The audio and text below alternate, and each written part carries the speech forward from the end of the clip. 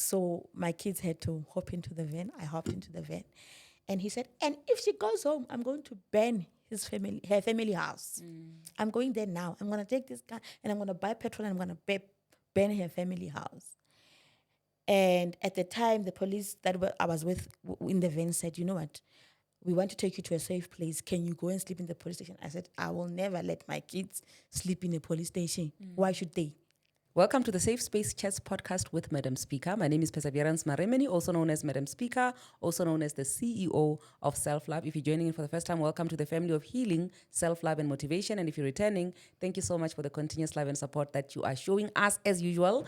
On the Safe Space Chats podcast, we do not go alone. We have somebody sitting right across me, and I'm going to allow her to introduce herself. Hi, my sister. Hi, how are you? My name is Kagiso Machipi. From Mapale, deep in the rural villages of Bolobedi. I go for Madam K. People call me Madam K through one of the businesses that I do. But yeah, Okay, this is me. That is you. It's good to meet you. Hi, Kagiso. So tell me a little bit about yourself, your upbringing. My upbringing was quite good.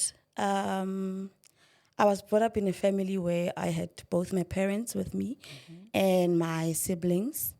And, you know, my parents loved me as much as they could and the best way they knew how to. However, I've always been a child that was always needy of more love than what I received. So I don't think they understood the kind of attention and the love that I wanted from them. But I had quite a good upbringing because they were there financially. They were doing things any parent could do for a child. I didn't lack much, so it was not a bad upbringing. Are you a middle child? I am. I am.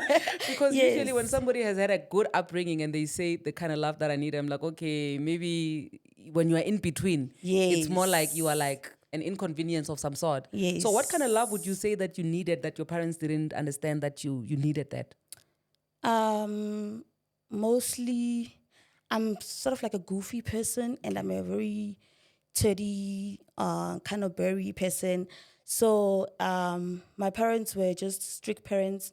Do this, we want you to become this, and that is it. So I never got to be kissy and huggy with my mother or my father or none of that. Yeah. Yes, but I could see that the love is there. I could see that when I needed anything, I was able to get it. Yeah. But mostly I wanted the goofy part and the lovey-dovey part from my parents. Yes. Sure. You know, I do relate because, like our parents are from a different generation, you know. For them, it's like it's awkward for them to even say, I love you, you know. I know one person that says it a lot. That's my stepmother. You know, she will really tell you, I love you, my child, I love you, my child. But with my dad, we just see it with the actions or no, this man actually really does love me, even though he's not going to say it and be all huggy and whatever. So how did that affect you, you not getting that thing which for you, it felt like it's what you needed? It affected me a lot because at some point I think I felt the need to seek that elsewhere because I felt that I'm not connecting. My aunt was working as a helper at home. So I had that kind of a good relationship with my aunt, but it was more of a friend relationship. So I think that affected me in a way that I had to seek that outside my family, outside being at home.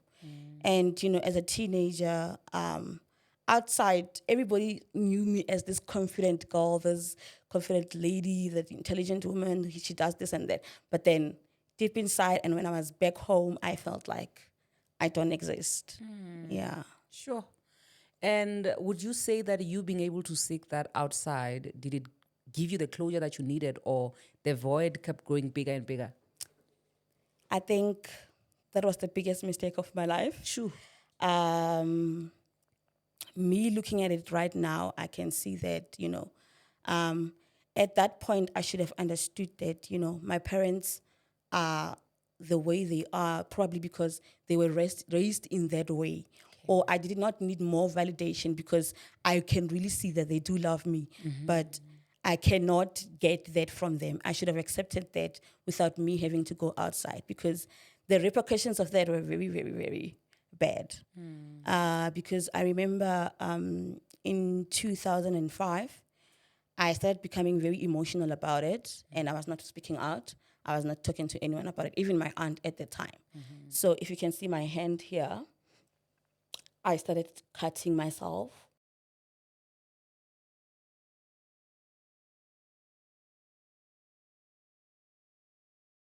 Okay. Because I felt like I needed to feel some sort of emotion from myself, or some sort of pain from myself coming from that. So during that time, I communicated with my sister a little bit that, I'm going through a difficult time. Can I visit you in Joburg? And she was a tertiary student at Joburg. She was like, no, fine, you can come. Then I went to my sister's, and, my sister was always at school or out, busy with her things. So I had a neighbor friend there in Joburg. So the neighbor friend was a guy. So he was always visiting, coming over, and he was a bit older than me. I was 16, and I was a virgin at the time. And I kind of got closer to him, and then he gave me that feeling that I wanted from my parents. He gave me that goofy thing. He always hugged me. He always told me I'm beautiful. All those kind of things. And I ended up for the first time having sex with him, and I got pregnant immediately. Shoo. First time, first everything. I got pregnant with my child. And at the time, because I was still feeling that void, even when I went home after the holidays, I still wanted to return back to Joburg, because I still wanted that feeling, And I went back. It was in June, and he was like, I wouldn't mind if you come stayed with me or something like that. And then my sister was like, it's either you stay here with him and one day become a street kid, or you go home and face your music. Then During that time, was he aware that you were pregnant? yes, I told him I was pregnant. Then he was like, no, I'm fine with it. Come and stay with me. I'm working, and you can go to school this side. And my sister was like, you have to make a decision. I'm not going to make it for you, but one thing you need to know, there's two things. It's either you're going to come and stay with him here, and one day you're going to become a street kid. I don't know how, but I'm just telling you. Or you just go home and face your music. And I decided to go home to my parents, yes. Yeah. And when you get home, how was it like? When I got home, I didn't say anything. I was never too friendly with my mom. We never had that communication with my mom. I told my aunt, my aunt, the one that who was working at home. Then, I think she told them. And they never asked me anything. Where does it come from? What happened? Because they knew that I was that girl that is always home. They were strict enough for me not to be all over the place. So they were just shocked. How come and where? How did it happen? And my sister at the time, I don't think she said anything to them, because she was also at that point of, she came to me, and everything happened while she was So still... she was blaming herself to a certain degree. Exactly. So we never got to talk about it with my parents. Sure. And I was always afraid of the fact that they will ask me, how did it happen? With who? And within 6 months of me being pregnant, the baby daddy left, and he was nowhere to be found. Sure. I didn't know his home. He's like, because when we were in Joburg, we were staying in flats. It was like a compound at Newtown. So I didn't know where exactly he come from. Sure. From the villages, or who's his sisters, who are all those things. I didn't have that information. So he went MIA, and it was very hard for me. Then the cutting started again when I was pregnant. And I'm a born again Christian. And even during that time, I was still a born again Christian. And I was very active at church. I was a worshiper at church.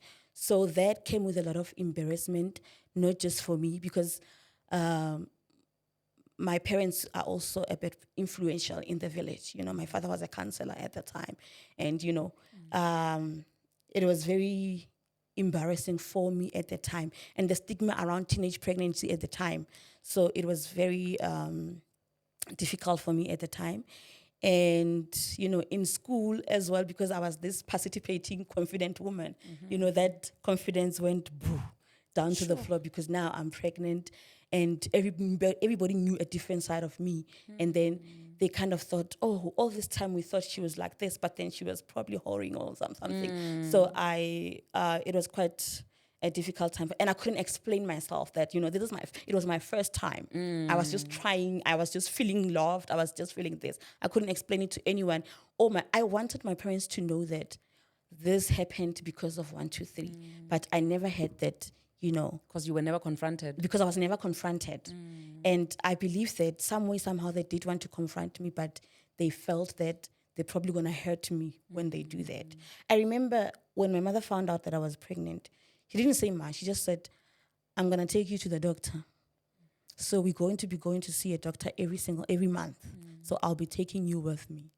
And then we went to the doctors. Like I had doctor's appointment from from third month until the last month. I went with her, but she never asked me questions. She never asked me about the guy, about the whole pregnancy. But we became a bit closer.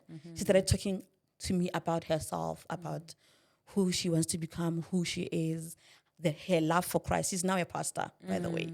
So we kind of started having a relationship from there on. Yeah. Yes. So, but before then, we could never even talk. Speak about anything. Okay, and then fast forward after the baby's born.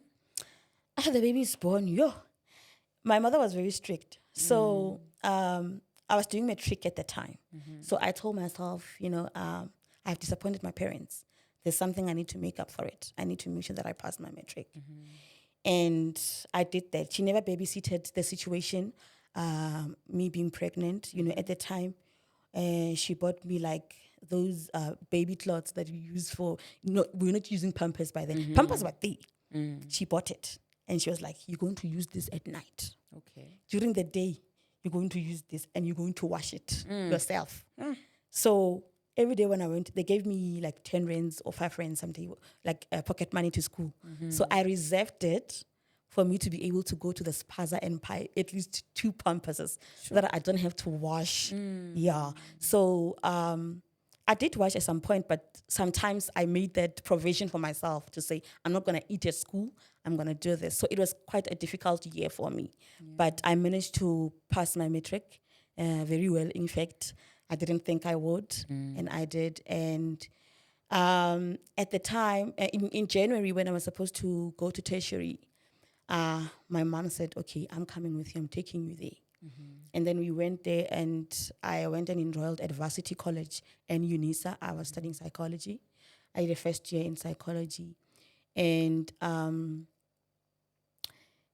I came home sometime around April, and then she was like to me, do you know I almost didn't take you to school? I said, why? She said, a close friend of mine said, your child went to school, you're taking your child to school now, and she just had a baby. She's coming back with a second one. Sure. But my mother, in fact, decided, you know what? She probably seen something, she probably learned something. And she decided, no, I'm taking my child to school. Sure. Then, yes, I went to school. The following year, I took a gap year because I was studying psychology and, coming from where I came from. It became an emotional year for me. So looking at the reasons why did I cut myself? Why was I doing this? Why did I need so much love that I did receive it, but I felt it was not enough? Was that, yes, I took a gap year in 2009. Then 2010, I went back to school, did a different course. I went into finance. I studied accounting at Rosebank College, and I graduated in 2012. Before graduating, I met my ex-husband, my first ex-husband. I was married twice. Okay. My first ex-husband taught me a lot in terms of, being independent and not seeking love from other people. Sure. And he was working in retail, and I kind of learned a lot from him in terms of his work and what he does in retail. And he was just a strong personality, and he was, every time I had something or I had a problem, he would tell me, okay, so you've got an ID. That means You're old enough to you're face the old enough to music. face the music. Yeah. So during that gap year, I actually went to UNISA and registered a shortcut for customer service management, which kind of really assisted me in my career right now because I'm a store manager in 101 million store. That's quite a big store, yeah, right now at quite a big company. So I appreciate that a lot. I appreciate that a lot from him. But when I was with him, I felt that he is the other parent for me because he was a bit older than me and he was telling me about, you have an ID, you must do this, you must do this. But he was quite a good role model. But otherwise, we didn't work out because I felt that I married him not for the right reasons, not because I was 100% in love. I grew to love him, not because I felt like it's the right time for me to get married. I was quite young when I got married. I was 20. What would you say is that one wrong reason that you got married to him for? I believe that I still wanted to make my parents proud somehow. And I felt like me having stability, me bringing up my child in wedlock again, it's going to make them even more prouder than me passing my matric and going to school. I felt like me having that situation of family and stability, it will make my parents proud of me again and say, okay, this is the right path for our child. She's taken the right path now. Yes. Do you think maybe the pressure for you to want to make your parents proud comes from them not confronting you or lashing out at you when they should have when you were pregnant? Yes, most probably, because I think if they said something, I'll probably have felt the pressure, but not as much as them not saying anything. So I asked myself a lot if they felt pity or they felt disappointed, a whole lot of questions. So I think a whole lot of pressure did come from them not saying anything. So it meant that I need to really prove them that I can do better. So when you got into this marriage, did it feel like you are making them proud or did you get any reaction from them? It did, because they were happy. They were happy for me and they were participating in terms of me getting married, They were happy that, my child has somebody, closer to call dad and yes. So I could see with the reaction of the whole process, the wedding and everything, how my family and everybody, my family supported me throughout that time. So I felt like, yes, I'm doing the right thing. Yeah. Yeah. And also, it's like you are redeeming yourself. That even if you had a child Exact. early, Yes. now at least your I'm things are falling. married. Yes. Okay, and then how then does the marriage get to a point where you feel like, okay, this is not the one? Yeah. I knew from the beginning that it was not the one, but I was like, somehow it's gonna work out, especially with my man being very, in charge, I knew when I got with him that he was kind of somebody that likes women a lot. But the fact that he was right here with me and chose He to marry chose me, you of all the women. yes. So I think the serial cheating became too much, that I couldn't handle it. I was still young at the time, and he got when I was still staying with him. We were staying in Pumalanga at the time. There's a guy who came and threatened me with a gun. Sure. At my workplace. I was a store manager in some other store there. And the guy just came out there with a gun and said, I need you to, the way I'm feeling right now, I want to go to his workplace and do something. But then I felt something for you and for your kids because I know you and I know you're a good person. So just tell him to leave my wife alone. Otherwise, I'm going to use this and your children will be fatherless. Sure. And this was in front of customers. Sure. How do you take that in? How do you approach it when you get home? Yeah. I didn't know how. I just fell apart while I was still there. Lucky enough, there was this other lady. She's a police officer. She was kind of a friend. And then she was buying shoes and she was like, let me leave everything and then attend to her. No, she attended to me. And then I felt a bit better. When I went home, I presented what the guy had said and he kind of denied it for some time. Then I actually called the guy. I found his number and I called him and I said, can we meet up with my husband? He said, no, I don't have a problem. You guys can come. Then when we got there, and then I said, I want you to tell me about what you did this afternoon. He was like, no, I was not in a good state. This is what happened. But I spoke to my wife. She admitted everything, that this is what's going on. I have forgiven her. And I think your husband needs to tell you the truth. That's when the truth came out. And I didn't leave, by the way. Sure. How many kids do you have now? I've got 3 kids. No, I mean, during this time when all of this is happening. I had 2 kids. Okay. I had his kid and my first child. Okay. Yes. Okay. So, I was devastated. But the thing is, I always knew that was the kind of man he was. But I wanted him to somehow change for me because he chose me, And another thing is... that mindset, ne? It's actually a mindset of a lot of people. Yes. People think that when somebody says, I want to marry you, then they're saying, I'm going to change for you. And that's not what they're saying. They're saying, because you've accepted me for what I am, and you are saying you're going to tolerate it, I'm going to be myself, but I'll marry you so that I can continue being myself while you are here. I think that's where we get it twisted. And funny part is with him, I can't even tell you about the proposal. It was so funny. He said, I'm not working right now. I want to show you that when I start working, I'm going to be the husband that you've always wanted. And then he said, we can go to Home Affairs and sign now. Before I have the money. Yeah, before I have the money. And we actually did that. That was wild. We actually did that. We went to Home Affairs, we signed. Sure. And then later on, he got a job maybe like 2 months after. And then I think he felt the pressure as well that I said this. And then within 4 months of him working, then he paid the lobola. Then he married me. Yes. Sure. Hi, Mara, I like that type of living. I think my next marriage is going to be like that. It's going to be like, you know what, babe, let's go to Home Affairs and sign. Yeah. Okay.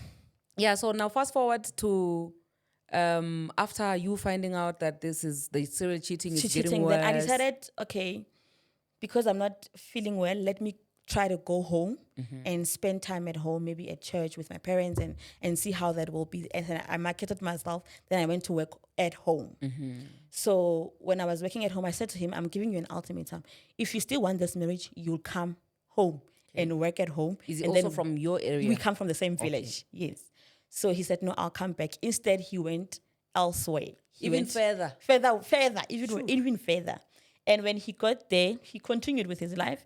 He got someone pregnant. True. I found out. And also during that time, I was going through a lot, and then I was in church the whole lot of time. And I found out apparently that he's cheating on me again at church. Sure.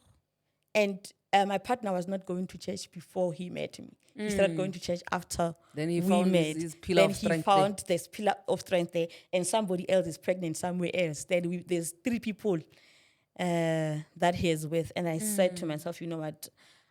It's either I'm going to get sick, die of HIV, or I'm going to stress out a lot and not perform in my work, because I was doing very well in my work at the time. I decided, you know what, I'm filing for it. I always told him that I'm going to leave you, and I never left. But at that point, because I felt that this is enough and I cannot do this anymore, then I just went to court and filed for divorce without telling my parents, without telling him. I just went there, filed for divorce. Also, your parents didn't even know? They knew the experiences I was going through, but they didn't know that I was actually going to take that decision. So I did take that decision, and then I left the marriage. I stayed single for some time. I tried dating here and there. I could feel that I'm no longer myself. One thing I wanted to speak to you about that I want people to know is that if you get married and you are in a first marriage, it doesn't necessarily mean that in that marriage you're going to learn everything and then you're going to come out a new being, and then when you go into the other marriage, or if you get married again, you're going to be pure and perfect and you're going to know everything or how to do with everything. I appreciate you saying that, actually. Yes. It's a lesson. Because I believe that with me in that marriage, the only thing that I learned was it was not a whole lot of self-love. It was a bit of self-love and, having discernment to see what I really want and what I want to do to make other people happy. And one thing that I've also learned was that I did not have a life during that time when I was married to him, because I wanted to impress everybody. I wanted to impress my parents. I wanted to impress the community. And when somebody even asked me, how are you? I was not even thinking about myself most times. I was thinking, is my child okay? Is my husband, are we happy? Is our whole household happy? Then I would say, I'm fine. But if not, then I would have hiccups in terms of answering that, because my life was that, was the marriage, was the family. So I didn't have a life of my own. I didn't have anything that related to me, my individuality. Yes. Sure. That is so deep. Yeah, and I think a lot of us as women, this is very much related to what I was speaking about yesterday when I was talking about self-love, to say we run away from ourselves so much that we want to occupy ourselves with other people and other things, and we never confront ourselves to say, what is it that makes you as Rafi so happy, and what is it that you would say, can you say at least 5 things about yourself that you know about yourself, that you love about yourself? Sometimes it's very difficult, especially when you've not walked through the self-love journey, you know? Okay, so now after you decide to file for divorce. Yes, and 6 months down the line, he's engaged, he's busy with the lady from church, and I have to go to the same church. Every Sunday, now and then I must go to the same church. My mother is a pastor in the same church. So it was quite a difficult time for me. I think I went, I just went blank. Everything became blank for me. And I didn't really want to mourn the marriage, or I didn't want to mourn everything that happened.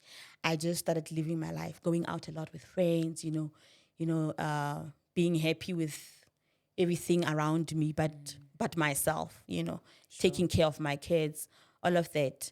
So years later, I met my second husband.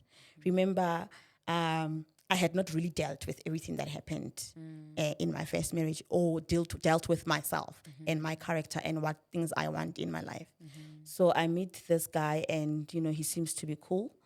I think one of the things that it's kind of a bit stupid, but we waited a while before we had sex, me and my second husband. And that made me feel like he's sort of a respectful person. He respects my body. He's a good man and all of that. But there were red flags that I could see, but I put that one first. You held on to that one. Yeah, I held on to that one and said, no, this is the kind of man that I want. And at the beginning of the relationship, we were quite happy. We went out a lot, and I saw him kind of like making a relationship with my kids, and then I felt, okay, I'm going into the right direction again. What sort of red flags, sorry to cut you there, what sort of red flags do you, like maybe 1 or 2 of them that you feel like you were sweeping under the carpet, all in the name of he respects my body in the beginning of the relationship? Maybe some phone calls from women, and he would pretend like it's friendship, but I would deep down see that this is not right. It's familiar to what you're coming from. It's familiar from where I come from. And again, I found out probably in 3 months that we were together that he actually left another lady for me, and I didn't know at the time. So I actually communicated with the lady to find out really what was going on. And the lady did confirm that, but I still did not. So what they did to you is what is... I did to somebody else, yes. The only difference was that at the time I didn't know. You were not but aware. At the time when I found out, I could have made the decision to walk away, but I did not. Then I still continued with the relationship. It could be that because it could be mine, he could be my soulmate. Yes. So yes. And then there was that other aspect of I'm being chosen again, So it means this person is choosing me. Yeah. Yes. So fast forward, our relationship was good. And then some way, somehow, after a year and a half of our relationship, he decided he wanted to marry me. And I said, I'm not ready for marriage. I come from marriage, and I don't think this would be a good idea for me to get married. Then I also, when we spoke about it, he made me feel the pressure that because I was married before, I don't want to give him a chance to feel what I felt. I've never wore a ring before. You did. Yeah. So now I'm being punished for what happened to you. Sure. So I kind of ended up giving in and saying, you know what, you can. My mother was actually very much against it. Yeah. And my mother, in my first marriage, she was able to communicate with my ex-husband, but I've never seen him communicate with my second husband. Yeah. She didn't actually like the idea of me getting married or getting married to him at that time. She even told me, why don't you like wait for like 4 years, 5 years? Okay, how old are you? How old were you when you got married for the second time? I was 29. Okay. Yes. I got married at 20 and then I divorced at 26. Okay. Then I got married again at 29. Okay. Yes. You know, I have this belief, I could be wrong. I don't know what the future holds for me. You know, I've always believed that divorced people should get together with divorced people because then they're all chilled. Yes. You know, but also I've realized that some divorced people never heal, which makes it very difficult to even resonate or relate with them, you know. But also, I can't, if I find love with somebody who has never been married, I can't punish myself for that. But in most cases, when a guy can't relate to what marriage is, it's like they walk blindly, you know, because they don't know the ups and downs of marriage, and they just want to do it with you. And also that thing that you just said now that it's more like, okay, you could give the marriage thing to other people, but you don't want to give me the same chance. I'm not him. I could do better than the previous guy. The previous guy. Yeah. And he actually did the worst. True. He actually did the worst. You know, at some point in our relationship, I started seeing a shift or a different character from him. But actually, I think at the beginning, I did see that character, but I would ask myself, okay, is there something wrong with him? Or because he once told me about his childhood, his upbringing, and I could see that there was a very bad upbringing, and he's still angry about it. He still feels angry because he was able to tell me that I hate my parents. I hate my dad. He hates his dad. Yes. That's a problem. Yes, and I mean, me being with somebody that actually says, I hate my dad. What are you? Because when I relate, you're not even related. I don't even relate to him. Yeah. Yes. But then at some point, I tried to assist him to rebuild a relationship with father because I was more family orientated than him. So I kind of like, let's go to your parents. Then I kind of forced him to come and have a relationship with his parents again. Yes. Did that work? Did it work? Yeah, they do have a relationship now. Yeah, they still have a relationship. But I don't think it's as healthy as it should be. But at least he's still talking to them or being around them at some point. Yeah. So also at the beginning, I could recognize that sometimes when he's alone or when he's with me in the car, he would like be talking like, okay. And then he'll be quiet and I'll be asking myself, who are you is talking he to? thinking? Is he talking to somebody? Okay. What's happening? Does he have bipolar? Or what's going on? Because also he would be somebody that is can be very, very, very excited right now. And then in a few hours, he's very, very, very sad. So I could see that from the beginning, but I just felt like, no, but there's that good part about him. Sure. I mean, he's a good man when it comes. I mean, he's there for me. I mean, he's supporting the family. He's supporting my kids. You know, he loves his kids. He's doing this. You know, I overshadowed everything with everything that I wanted to feel at that moment, everything that I wanted for my marriage at the moment. And then I just took everything else and then I wiped it over and said, no, this is not a big deal. Yeah. But was there love at least in this one? There was. Okay. Yes, there was love in this one. Okay. And yeah, because I actually took some time at least to, you know, digest the whole thing of me wanting to actually be in another relationship. Okay. And yeah. Would you say that you had done the work now when by the time you decided to get married for the second time, you had not done the work from the previous relationship? I only learned a few things and I was like, okay, I'm good. Okay. Yes. And remember, I had not mourned or maybe like really, really felt like, okay, I am divorced. This is the reasons. This is what happened. This is what I did. You know, I had never went to that point and sat down and said, you know, I could have done better. I should have done this for myself. I should have got married for the right reasons. Yeah, I didn't do that. I just knew that, okay, I learned that when you are in a relationship, you must have your own individuality. When you are in a relationship, you must do this and that. But did I learn everything? Was I ready for another relationship? I don't think so. I think I was ready to be with someone. I think that me seeking that goofy, lovey thing came back. Sure. Yes. And that was something that I had to deal with myself alone in my own space to say, you know what, why do I need this? Why do I have the sense of needing to feel that goofy love from other people? Yes. Sure. Okay, earlier on you said that when I asked if it was the second marriage was better, you said it was even worse. Yes. What made it the worst? Because you actually tried here and there. Okay. In that second marriage, the cheating was there, but it was not as serial as the first one. Okay.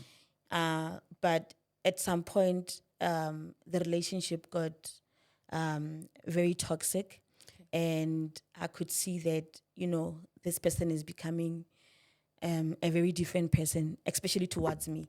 But you would see when he's with other people that he's okay. Then when it comes to me, he becomes a different person, and then he started becoming emotionally abusive, and then afterwards it went into physical abuse. So when it started with the emotional abuse, it started with, you're not smart. You think you're smart. You're not smart. Just because you went to school. He was a police officer. So he only had metric at the time. So he said, just because you went to school doesn't mean that you're clever or you're smart. And then that's small English that you speak, that's nothing. You're not smart. You're not that smart. You can't make decisive decisions. You can't make decisions, and you can't boss me. You are a manager at your work, not with me. Yes. So that emotional abuse started going from that to you're fat, you're all those type of things. And then it went quite physical, a whole lot physical. So during this time, are you having a child with this man already, or you seeing all these things happening before you have a child? I started seeing them when I was pregnant with my last child. Yes, with our child. He started with a slap after the emotional abuse. Remember when I was pregnant, he was calling me all these fat names and all these things. Yes. Then he started with a slap. Then I reported it to his parents. I didn't tell anyone else. I told only his parents. And then we kind of like sorted it out. And for an intelligent lady like me, I knew exactly what I was supposed to do. Yes. But I didn't. I chose not to. Because I still felt like I'm still the same person who still wanted to impress my parents. They said, don't do this, and I did it. You know? You want to prove a point Now I want to prove a point that, you know what, this is actually working out, and it's not, And the physical abuse got worse. Sure. Got worse. I had the baby. Wait, so the abuse started while you were pregnant? Yes. Yes. Like the physical? The physical one. Sure. That when I was pregnant, and then it stopped for a while.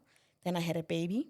After having a baby, I got a bit sick, and I thought I had ulcers, but it was way too much because I would wake up at night and sleep on the floor because I was feeling this huge pain. And then when I went to the surgeon, they diagnosed me with gallstones.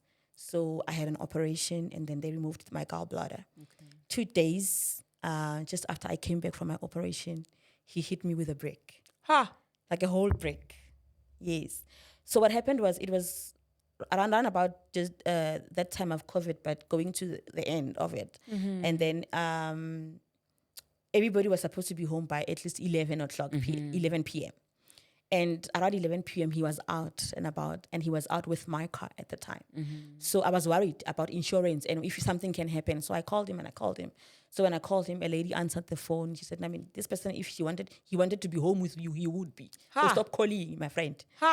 So, and when he came back, I confronted him about the situation and about the car issue. Then he made it about the car. Like, no, man, you're being some type of way. You think you own everything just because you have this car and all of that. Yeah. Then that thing of me being a smart person, me having all these things, I think I'm too special. Yes. Then at some point, he just took a break while we were going back and forth. I was like, no, but this is my car. I'm paying for it. I mean, this is mine. I don't feel like you should do 1, 2, 3. I have to say something.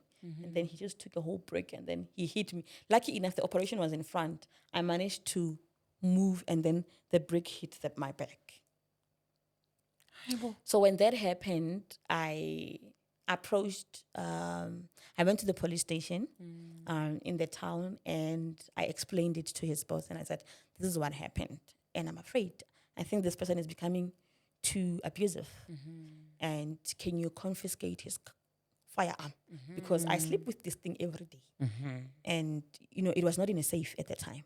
So I could see it everywhere in the house, So I kind of started feeling scared a bit, but I wasn't too scared because I was familiar with him. He's my husband, by the way. Yes. So they confiscated the gun. And in 3 months, he's got the gun back. I'm not informed why does he have the gun back and what's happening. Is he being rehabilitated? No, there's nothing going on here. But then I still left the whole situation. The abuse started getting worse and worse. I remember there was a day when I was coming back from work. I was working in a different town in Toyando, and I was staying in Guyana at the time. So I was traveling. So the stress of me traveling, driving to that place, 70 to 2Ks every day was a bit too much. So that day I used public transport. I went to work. When I came back, I asked him to pick me up at Nendos. So I kind of stayed there 1 hour, 30 minutes, waiting for him. Then when he came, I could see that this one, he's a bit drunk, or I can see that he's a bit tipsy. Then I went into the car and I kept quiet. And then he said, "Why are you quiet?" I said, "No, I'm okay. I just want to get home and relieve the nanny." And he was like, "No, you are a very talkative person. You can't keep quiet." I said, "No, I just want to be quiet." He was holding, we call it in South African language, quart. He was drinking, and then he took that bottle and he poured all that beer on me.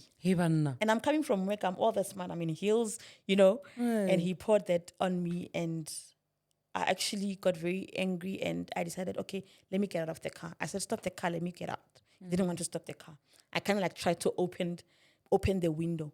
To open the door. When I tried to open the door, he kind of sped up and went into a speed hump. And the speed hump went whoop. And I could see that this person is not going to stop. And I still tried to get out of the car. Then he went straight into an oncoming car. Yes. And when that happened, the guy from the other car was very angry because he could see that this was not a mistake. It was calculated. This was calculated. He could see that something was going on. Then the guy started fighting with him. Then I got a chance to run away. Then I got into my car, but my car was not fine in front. So it was a bit damaged, and then and the airbag as well. So I went into the car. Then I drove home. I went there. I took my kids. I said, "Let's go." Then when I was busy packing up and taking the kids and letting the kids let's go home. I lied. I said, "We are going home to my parents. We're just going to do something. There's an emergency." So he got there to the house and said, "Where are you going?" I said, "No, I'm going home." He said, "Fine, I'm going to the police station." I said, "Fine." Then he went to the police station. Then I called my dad. I was like, "This is what's happening." My dad said, "Go straight to the police station right now. I'm going to call them as well. Just go there." Then I went there. When we got there, no, how, what is happening? Now what is happening with you guys? You started again. They don't consider exactly what happened, what is going on, how serious this was. So I told them what happened. They just wrote, I asked them to write this in an OB book because I'm not opening a case yet. My father was saying, "Open a case." And deep inside I was like, can I open a case? Am I opening the case? Am I ready to open one? Then I said, "No, because right now I can't. Let me ask them to write an OB." Okay. At least they wrote to, "This is what happened. This is an incident that happened on this date, on that." And they were busy talking to him, laughing. He's the co-worker, They're busy talking to him, laughing at him. And then he's busy telling, no, my this is how my wife is. My wife is very bossy. My wife is, she thinks she's too special, those kind of things. And, nothing happened to him that day, Still, there's no, maybe therapy for him or anything from his side of work, because this is where I lay my complaint. There should be at least something done. But also I kept this from happening at some point because I was not opening a case, yes. And I left on that day and I went home. He called me, he asked me to come back a few days later. Then I decided, my dad was like, you're not going back. I said, no, I'm going. I'm going back. Maybe this time is going to be okay. I think, yeah, let me try. I think that's where I really, really, really lost myself. Sure. When you went back. Yes. And I could feel even when I was driving back that I'm losing myself. Where am I going? Why am I doing this? And I could see the faces on my kids that this is not what they want. They don't want to go back. Even though they don't really understand what was going on, but they could see that I'm unhappy. And they know me as this jolly, confident woman who's, they know their mother, but they could see that there's something wrong with me at that point. Yeah. So when I went back, he was like, I'm going home for a few days. I'm going to come back. Then he was gone. He was gone for almost every 3 days, every 5 days he was gone, and he was saying he's on leave. But I could see that something is not right. But I wasn't sure. Then at some point I went to his family house. I told his parents that no, Mugai is not coming home. Mugai says, when did he start liking this place? Because this is how Like he felt initially about you said you. the relationship Yes. was rocky. So they said, no, he doesn't come here often. If he says to you he's coming here, okay, now stay for 4 days because you're actually working here. He comes from Toyando as well. So I was working in Toyando, so he comes from Toyando. I was like, okay, they said, okay, stay here for a couple of days. Then you will see whether he's coming here or not. So I stayed there for like around about 4 days. And he was never there. He was never there. So when I went back home, then I communicated with him. Where do you really go? Because you were never at home. Yes. He's like, I'm everywhere. I do everything. I go everywhere. I go to my aunts. I go to this place, and all of this place. I was An like, entire okay, married fine. man. And yes. And I could see that something was fishy. And I was hurt. I didn't want to be in the relationship anymore. But I still stayed, Then at that time, I started processing about my life, about my previous marriage. Then everything just bombarded me at the same time. Like I felt very, very heavy. Yes. And I was still busy traveling from work, from Toronto to Guyana. I felt I was talking to everybody, every stranger that came. I gave everybody a lift so that I can you talk. can just vent. Yes, so I Sure. can vent, I started talking, but it was not helping at the time. I could feel that this was very, very heavy on me. So one day, he came home around about 1 o'clock at night with his friend, drunk again. Then when he got there, he knocked, and then I went to open for him. The first thing he did when I was just opening the door, I just opened the door, then I was opening the butler. When I was opening it, he spit on my face. I didn't do anything. I haven't even said hi yet. We haven't even spoken. He just spit on my face. Even I'm like, what's going on? What did I do to this person? And the friend is like, hey, this guy, I don't think he's okay to be with you at this time. So let me go with him. He will sleep at my place. He will come back tomorrow. I think something is wrong with him. I was like, what happened? Where you come from? The guy said, no, nothing happened. We were just hanging out. And he was lying. Guy was cheating with my neighbor, and they were coming from being with the neighbor and other ladies doing whatever they were doing where they come from. So they went back. So in 30 minutes or to 40 minutes, he calls me, the friend. Can you please make sure that you close and lock the doors and call the police because guy is coming back and I don't know what he's going to do to you. And I was like, why are you saying that? I said, no, he just left my house. And he told me he's going to sleep. And then when I went to the bedroom, he wasn't sleeping anymore. So he's probably coming there. So immediately when I hanged up, I heard him call my name. My other name is Mukhari. He was like, Mukhari, open the doors, open for me. And I got scared. And then I left my bed. And when he came to my bedroom window. He started knocking. I kept quiet. Then he banged the window with his hands. He's got scars like on his hands now. He banged the window and he actually broke the window with his hand. Then I took the baby. My child was still small. I took the baby. I went to the other bedroom, the kids' bedroom. I took the kids and then I covered them with like with a blanket and said, leave the bed, come to the floor. I'm going to cover you guys here. He came to the other room. He broke the windows as well. Then at the time I called the police station, nobody was picking up. I called the station commander because I had his number. Yeah. I called the station commander. Then the police immediately came with 2 vans. When they came, they found him outside because I didn't open the house. And he was busy saying, yeah, open this door. I'm going to kill all of you. I'm going to, from the baby, everybody, I'm going to kill all of you. What did I do? What did we do wrong? I think somehow, it was him being who he is combined with the situation he was in at the time, because he didn't know whether he's supposed to come back to me or how he's supposed to come back and act when he comes back home. The guilt, And when the police came, they did pretty much nothing. They just talked to him. What are you doing? This and that.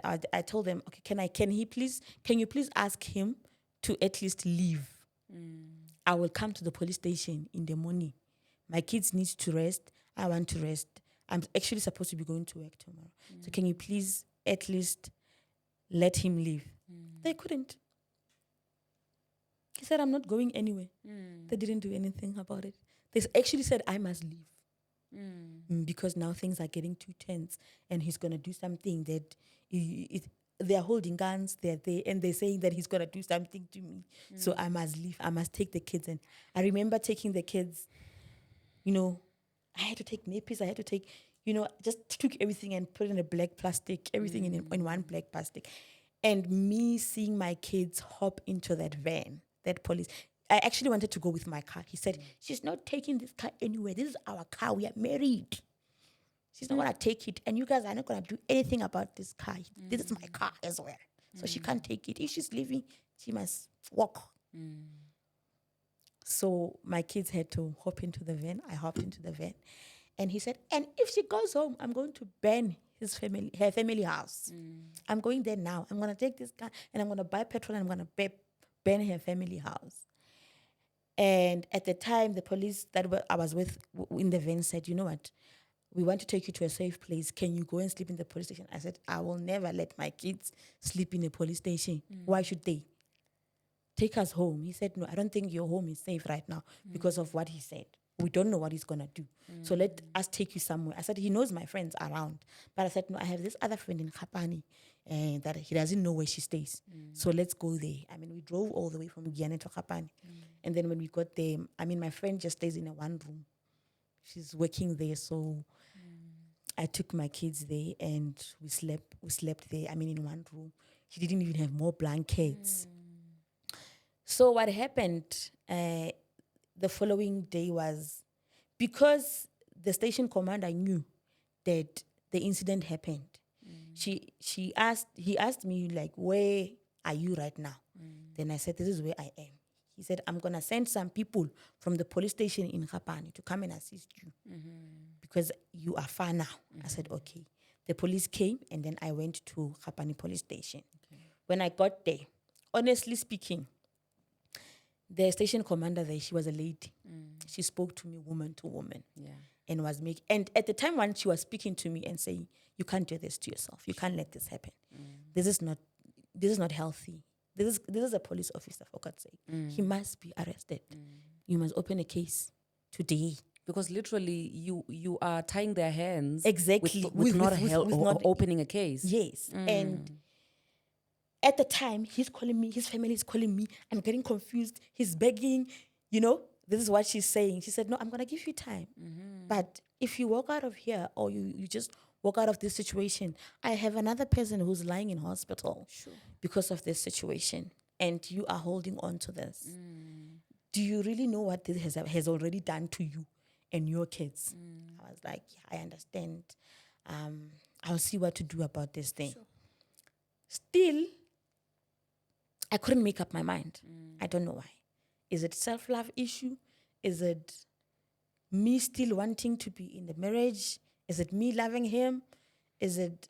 I didn't know. I was totally out of it.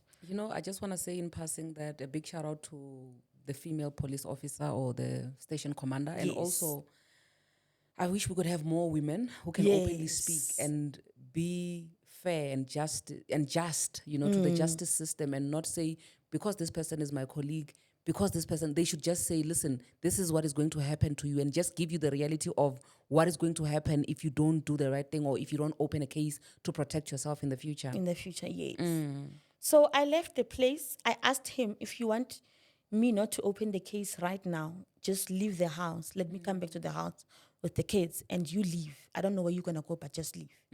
Then he left. When he left, I went back and then I stayed there for a couple of days. Then he called me. He was like, I need you. I'm going to send you a location. Can you come to this place?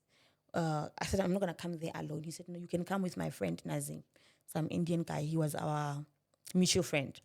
So I went there with Nazim. When I got there, then he started confessing about the issue with The neighbor. That, I'm in this kind of relationship. I think, black people, and then they would be saying that they were being bewitched me. She's using muti on me. She's using muti on me. Exactly what she said. I need to go somewhere. I need something. I need you to take me to church. I need this and this to happen. I was like, ish. At this point, I'm really confused. I can't help you. I can't even help myself. So I don't know. Just try something. Go to that church and whatever. But right now, I really need to go Help home. yourself. Yes. So I went home, and after a day, he came back home with his bags. And then I was like, oh, aren't you going to help yourself? Or he said, no, I'm going to help myself while I'm still here. I said, okay, fine, stay. And then it was the 16th June, he left on a Wednesday. He didn't come back home for a couple of days. He came back the following Tuesday. And he asked me, and I asked him in the morning when he came back. I opened for him in the morning. He came back around 5. He was going to work. And he just came in bath and changed into his uniform. I was like, okay, where do you come from? He said, I come from Joburg. Okay, Joburg. Fine. Then I got busy. I went to work. Then when I came back, I asked him. I found out that the lady that he's in a relationship with, her husband just passed on Sunday, on Father's Day.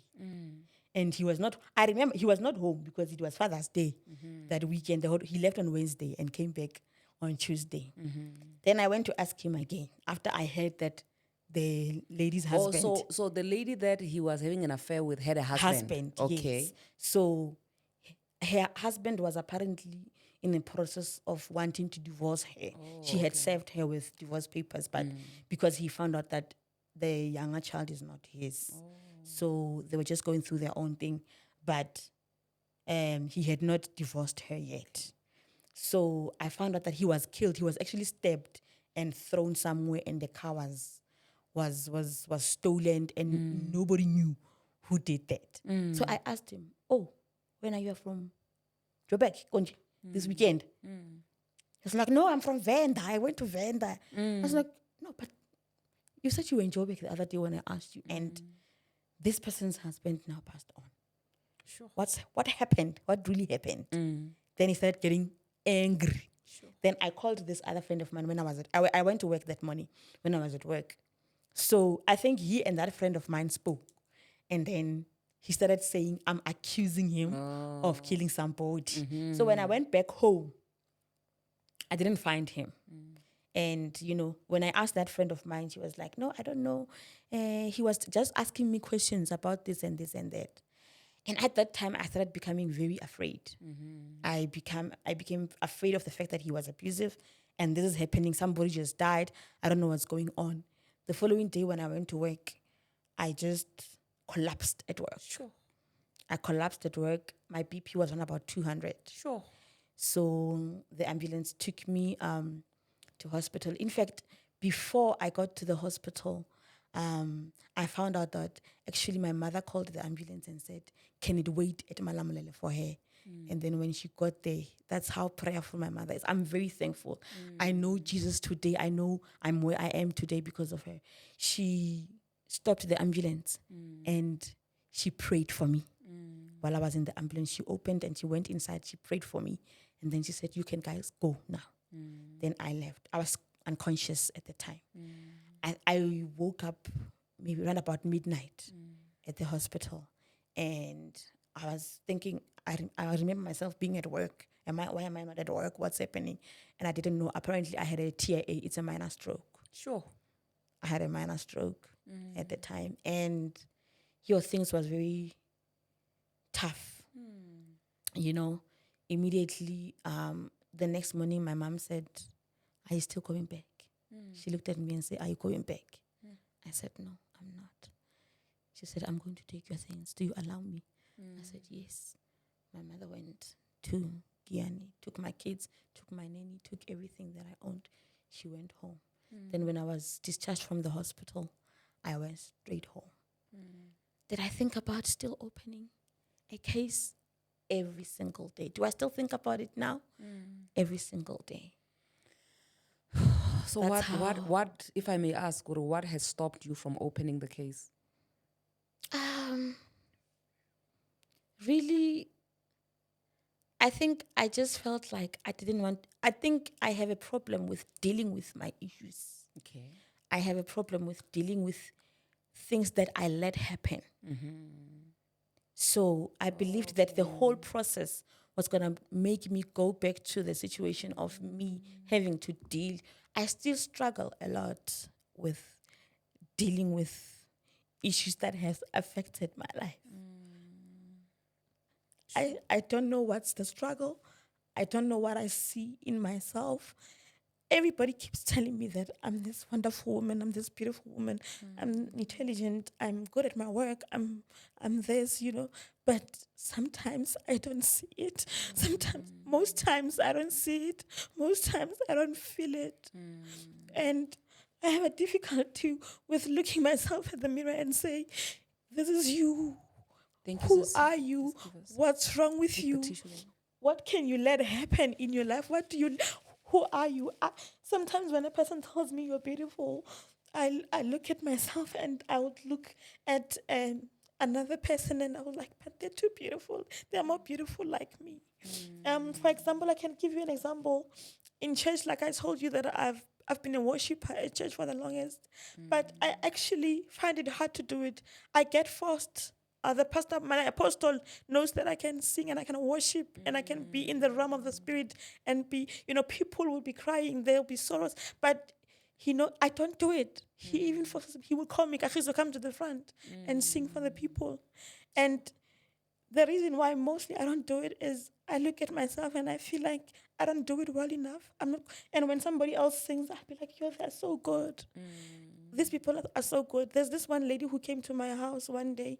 She said, she was helping my mother with something. She said, "Kagiso, there's this song, this vendor song that you sing so well. When you sing that song, I cry. When you sing that song, I feel goosebumps. Do you know that? Why don't you sing it more? Why don't you sing it more? Why don't you sing more when you're at church?" I just laughed and left it alone. But I knew there is something inside me that repels me from wanting to get to know myself and understanding myself or trying to be a better for myself. I'm struggling with me becoming who other people see in me. Yeah. Yeah. Sure, sis. There's this sermon that I attended yesterday at church. I don't remember the scripture quite well, but it's somewhere, one of the New Testament, where Jesus was still on earth, right? Where it's a very common verse of the fish, Peter was in a boat, they were not catching fish, and when Jesus was there, he was like, "Master, we have not caught anything," and when Jesus said, "Take down the net," he took down the net, and then they caught so much fish that the net almost broke. They called another ship to come in. That ship also filled in, and when Simon Peter saw what Jesus did, instead of focusing on the fish, he knelt down and he said, "Jesus, I am a sinful man. Please get away from me." Ne? And when they now sailed, they left the fish and they followed Jesus. The thing that the pastor was preaching about was the fact that everybody got to see how much fish they caught. Everybody got to see when they were getting a lot of fish that was coming out. But nobody had that personal encounter with Jesus like Peter.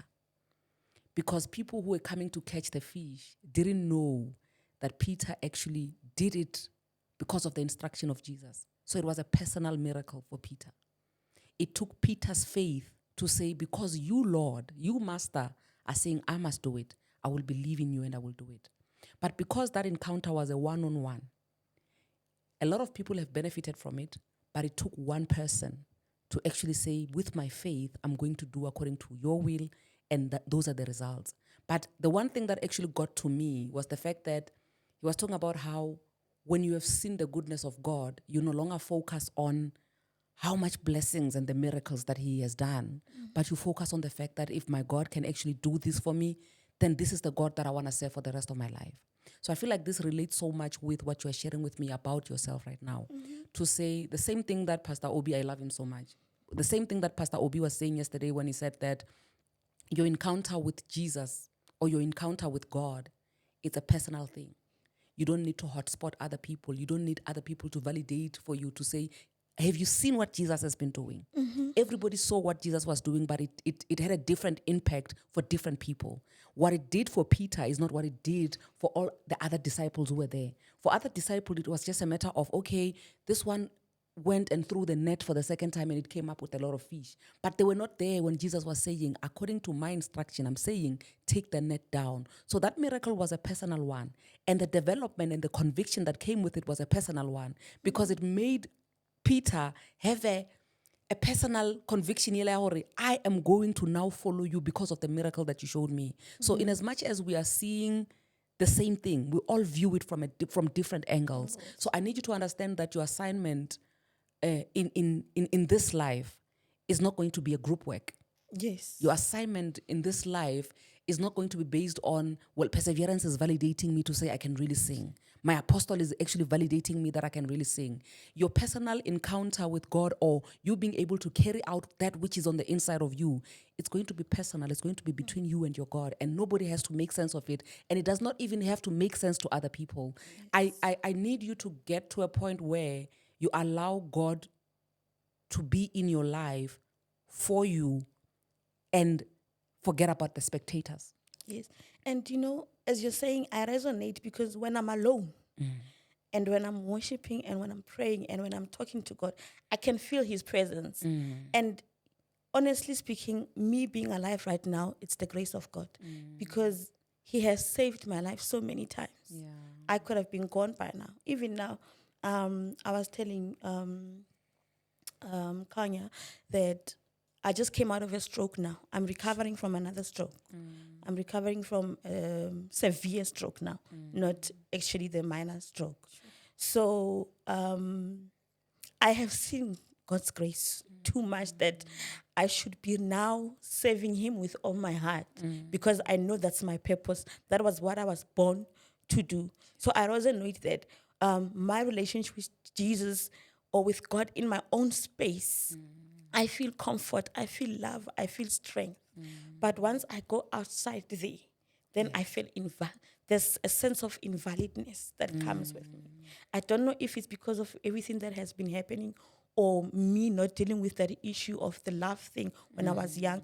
But when I'm alone in my space, I can feel God's presence. I can feel that, everything that has happened to me, I've seen the grace of God. God touched me in some way. He could have let me go during my first stroke. He could have let me go when I was being abused. He could have let me go even now in this past stroke that I had. I had it in January, just now.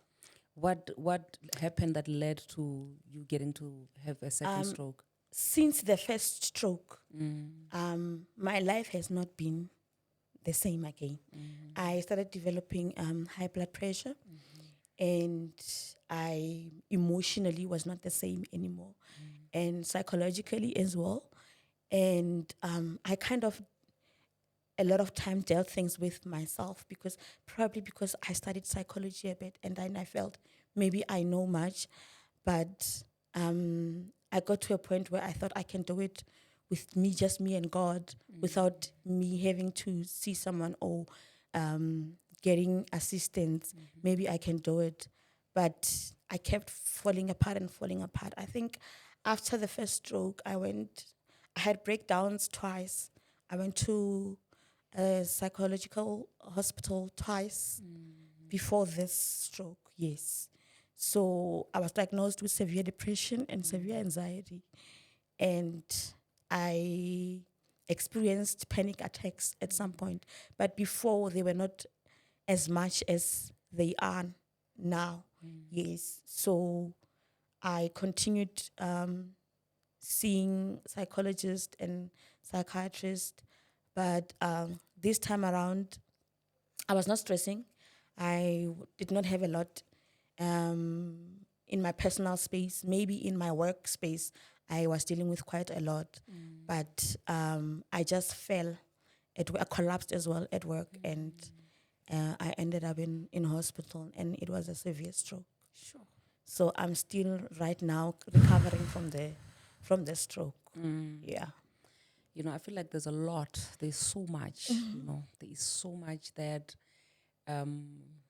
it's not gonna take a day for you to unpack it. You know, it's going to take you just deciding and being consistent. You know, because I think there's one thing that we actually underestimate, and that's the power of you being consistent in whatever it is that you are saying you are doing. Yes.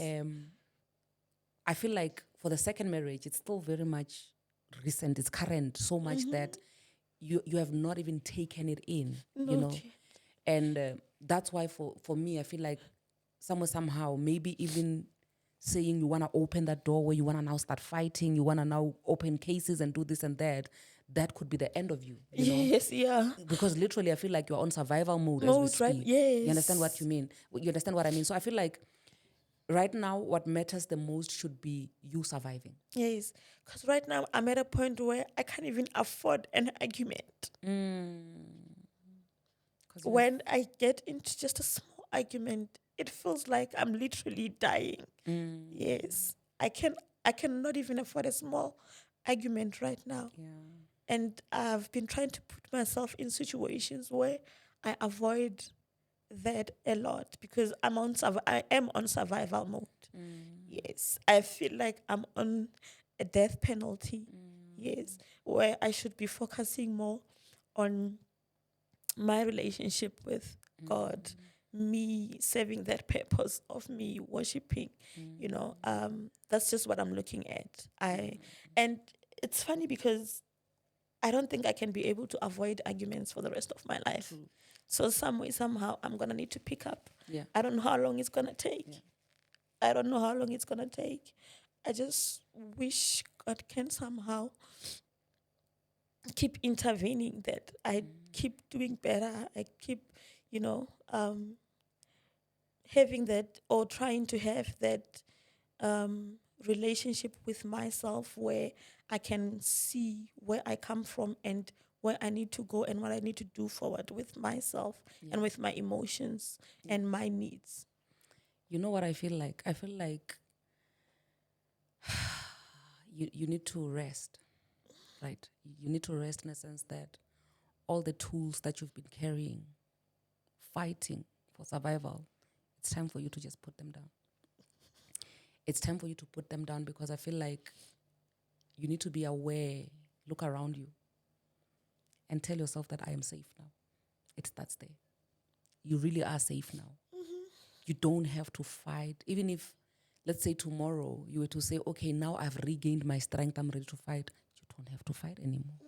And I get that quite a lot with people that I'm around, that, you know, I'm always on defense mode. Like, even when someone is not trying to attack me or my sister or my family, or when somebody just try to talk to me, I'm already on defense mode. I want to defend myself. I want to fight. I want to make sure that they hear me.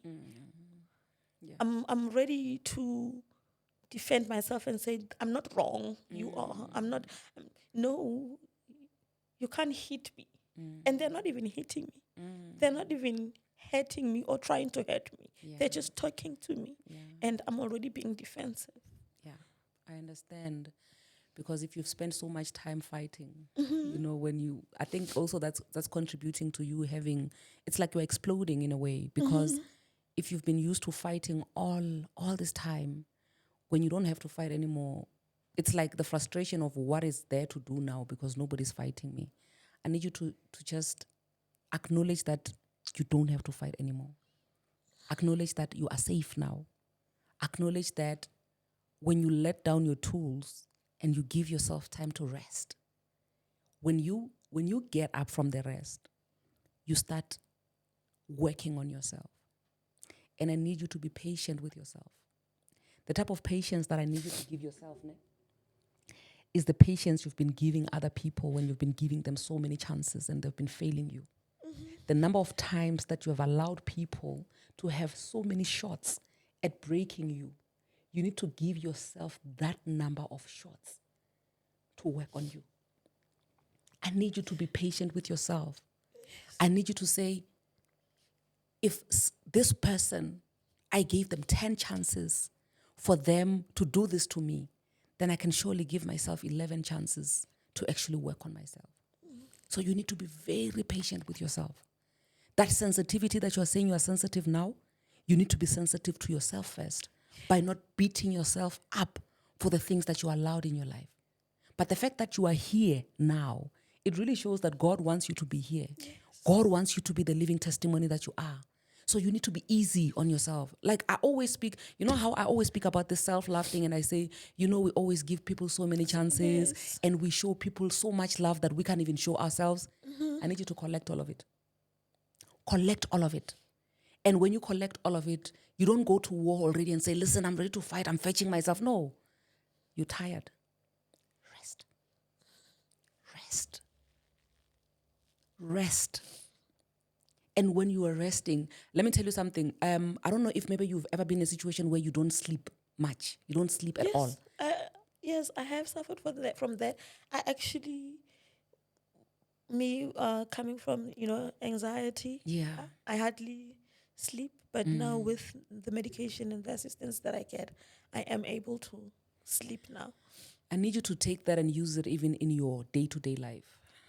To say the rest that everybody needs before they can start the next day. It's the rest that you need to give yourself for everything that you've been through.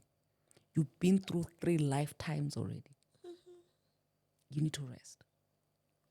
You need to allow yourself the time to rest before you can even say, I'm embarking on a healing. I'm trying to make sense of what has been happening in my life. You need to rest. Because I remember, I think it's a few days ago, I was thinking, I was raised in a family where I had my parents with me. They were there. They were every day of my life. They were there, and I cannot give my children that. And I started beating myself up. And then I paused and I was like, "What am I doing to myself? I cannot. Let me accept it. At least I am with them. I am safe. Yeah. I am alive for them. Even though I cannot give them what my parents gave me, but I am alive. I'm still alive for them. I can still be there for them." Yeah. You know, I feel like once you have rested, once you are done resting, take it all the way back to when you fell pregnant when you were 16 years old. What you were feeling when you were 16 years old is what a normal teenager would feel. Hormones rage when you're a teenager. Mm-hmm. There's nothing that you did that other teenagers didn't do, that didn't lead. It's just that the difference is that other people had sex when they were 16 and they didn't fall pregnant. Yes. But you did. And I need you to take it all the way back there. That's why I'm saying that you need to really rest from a lot of things. You need to take it easy on yourself from that point. Not even from the point of, I want my parents to love me in a certain way. No. Mm-hmm. From that point where you feel like, okay, I've disappointed my parents, and now whatever it is that I do, you've been living for other people, babes. Yes, most definitely. You've been living for other people. And when I say that you've been through 3 lifetimes, they're not even your own lifetimes. Mm-hmm. There's not even a chapter about me in there. So I need you to rest. And when you get up, you start doing you. You start being very patient with yourself, and you unpack. You go back, you write, you journal that 16-year-old, you tell her, listen, I'm proud of you. Yes, you did what everybody else, any other 16-year-old would do, but your story didn't end like the other ones. Don't beat yourself up for that. That is part of your journey. Take it from there, going all the way. Wherever you feel like my parents did me wrong or they didn't raise me the right way, you forgive them. You don't even have to be confrontational about it because this is a personal journey. It always goes back to that thing, that the miracle that Peter saw, we are all seeing. Because you have siblings, right? Yes. But we can both be raised by the same sibling, but you do differently and I do differently. And I view my parents differently, like compared to you, but we're raised by the same people. So I really want you to personalize it and make it about yourself so much that whatever it is that you're going to be doing, getting your healing, it's all about where you sold yourself short and you've been convicted and judging yourself from that point, going all the way to where you are today. I need you to do that for yourself. Yeah, ma'am. We have a psychologist who's going to be working with us from now. That I feel like you are one of the people that she needs to be communicating with. Yes. And also, we are here. These conversations are here. Yes. So that we can see how we can hold each other's hand. And listen, go through this whole thing. Listen, it does not even have to take you a year or 2 years. It took you how many years to be here? Yeah. So it can't take you a year or 2 years for you to go back to normal. How you feel sometimes when you feel like, oh, I'm failing my kids and this and that. I know that you are supposed to feel like that because you are a person. And these people are telling us that Kanye is telling us that we have eaten all our time. All our time, okay. So we have to wrap it up. I wish we could do more. Yeah. But in closing, I just want you to, your closing statement in this whole thing. My closing statement is maybe let me say a bit of an advice to that young girl somewhere out there in South Africa that is going through teenage pregnancy, that you still have a chance to redeem yourself. I have not redeemed myself psychologically, but in terms of my academics, in terms of my career, I have. So you still have a chance.